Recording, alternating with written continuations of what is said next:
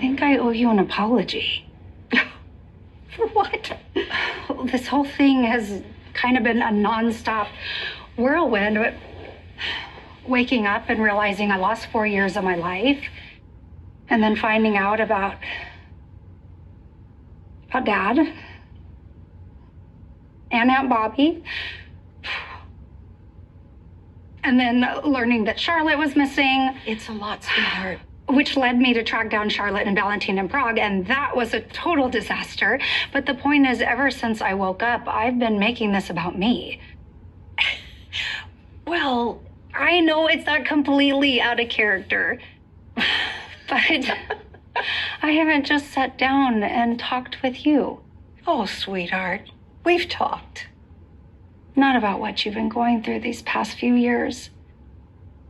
And now I realize everything that I'm feeling about Charlotte, that's what you've been feeling these past few years.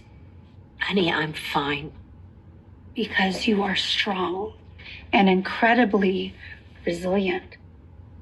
But that doesn't mean what you went through isn't any less painful. Lucky was away. I was in a coma. Nicholas was in prison, and I still can't even believe that Spencer grew up and I missed it. And now he's gone. I can't believe it either. That must have been incredibly lonely and awful for you. I wasn't alone. I had Kevin right by my side. He supported me through the whole thing. Mm-hmm. And the thing is, I knew that Lucky was out there somewhere, and you were still breathing, so I had hope that I would be reunited with my kids one day. On the bright side, if you want a reunion with Nicholas, he's very easy to find. Lulu? He'd get the joke. I suppose he would get the joke.